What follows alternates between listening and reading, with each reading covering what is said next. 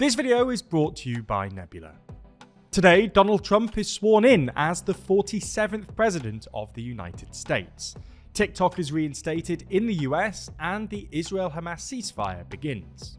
From TLDR News, this is your daily briefing for Monday the 20th of January 2025. Today, Donald Trump is set to be sworn in as the 47th President of the United States. On his first day in the White House, he's expected to begin signing several executive orders, which don't need the approval of Congress, as part of his ambitious 100-order plan. This plan was revealed to Senate Republicans earlier this month, during which Trump and his team outlined their goal to immediately reset US policy and fulfill some of the significant promises he made to American voters during the campaign, particularly his commitment to undo many of Joe Biden's actions. Speculation about how swiftly he'll implement his policies once sworn in has been rampant. Last December, in response to growing scrutiny over his authoritarian and violent rhetoric, Trump stated in front of a live audience in Iowa that he would be a dictator only on day one.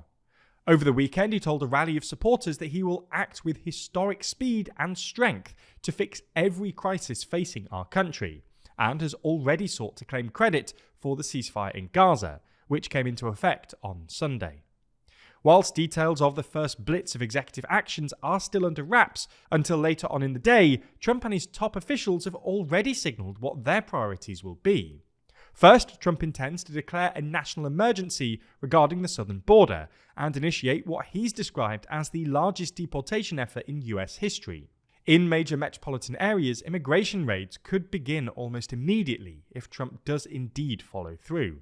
Trump is also expected to move swiftly on America's trade policies, potentially utilising the International Emergency Economic Powers Act to implement tariffs immediately, and his team are reportedly exploring the existing Section 232 authorities to quickly raise levies on steel and aluminium imports. Trump has also indicated his intention to immediately reverse the prosecutions of his supporters who stormed the Capitol on January 6, 2021. He's also expected to make early moves to support the US gas and oil industry, including ordering the immediate resumption of new licenses for multi-billion-dollar liquefied natural gas export terminals that Biden suspended a year ago. All in all, the next few days will serve as a test of how far Trump can operate unilaterally without support from Congress. While it's nearly certain that some of Trump's ambitious policies, like ending the Russia-Ukraine war in a single day, won't come to fruition, people around the globe, both his supporters and detractors, are bracing themselves in anticipation of what may unfold in the next 24 hours. There's more on the way, but remember to subscribe and ring the bell for more daily briefing tomorrow. Plus, if you want to support the channel like Rick Wampler, then consider joining the TLDR Daily Membership Program for just $1.99. Staying in the US now, where TikTok has had service restored after going dark on Sunday following a decision by the Supreme Court to uphold a ban on the app. They concluded that the divest or ban law did not violate free speech laws. The decision by TikTok to reinstate service in the US comes after President-elect Trump, or by the time this video comes out, President Trump, signaled that he would pause the ban via an executive order on his first day in office. In a statement, TikTok thanked Trump for providing the necessary clarity and assurances to our service providers that they will face no penalties, providing TikTok to over 170 million Americans and allowing over 7 million small businesses to thrive. The Israel-Hamas ceasefire came into effect on Sunday, allowing the first 3 Israelis to be released from Hamas captivity and 90 Palestinians released from Israeli jails.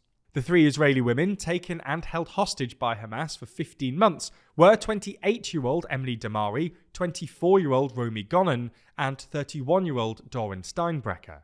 Video footage showed the women entering a Red Cross vehicle in Gaza, surrounded by a large crowd and dozens of Hamas militants, after which they were taken back to Israel, joyfully reunited with their families, underwent an initial medical evaluation, and were described as being in a stable condition. They're the first of 33 hostages set to be released in this first phase of the 3-phase deal. This group, the so-called humanitarian category, includes women, children, and the elderly. Emily Damari's mother said on Sunday she was finally able to give Emily the hug that she'd been dreaming of, thanking the many people who played a role in bringing her daughter home and saying the ceasefire must continue and every last hostage must be returned to their families. It's a bittersweet moment though for families of remaining hostages, dozens of whom are presumed dead, and families of those killed by Hamas on October the 7th, 2023. Early on Monday, some 90 Palestinians, all women or children from the West Bank and Jerusalem, were released from Israeli jails as part of the ceasefire deal.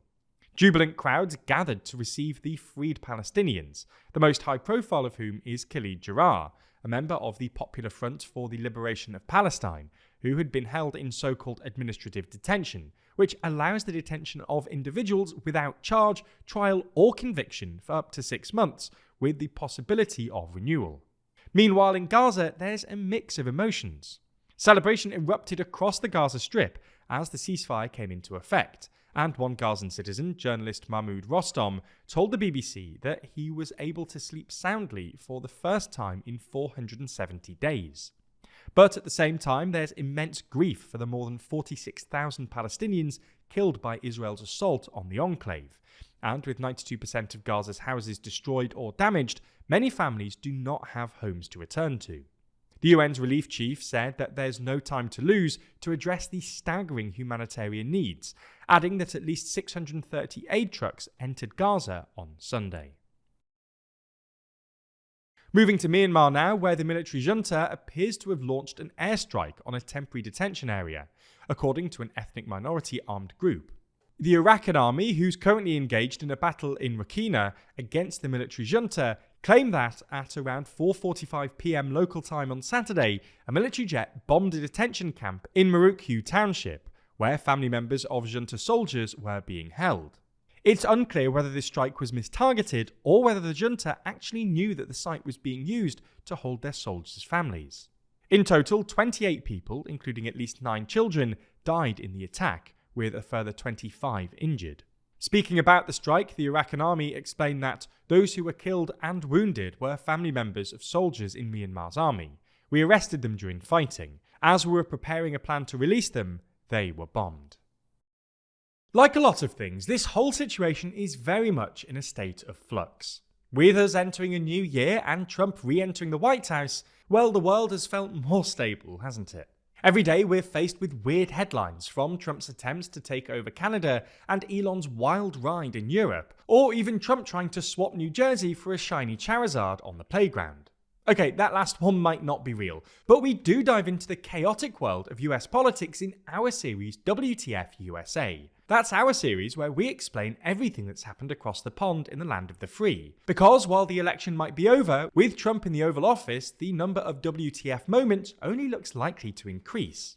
Unlike some of our other more serious videos, the tone of WTF USA is more light-hearted, and takes something of an irreverent look at what's going on. If you're interested, WTF can be found exclusively on Nebula. Now, if you didn't know, Nebula is an independent, creator-owned streaming platform that specializes in thoughtful content. Over there, you can find creators like Wendover Productions, Real Life Law, and Legal Eagle, with many of them releasing their very own original series on the platform. We're super proud of WTF USA, and we hope that with your support, we'll be able to make other interesting, weird, and entertaining series with Nebula in the future. So signing up genuinely helps TLDR to grow and expand. You can also watch every normal TLDR video on Nebula ad-free, and in some instances before they land on YouTube. If you're not a member already, click our link in the description to get 40% off. We really hope you check out the series, and as always, thanks for your support.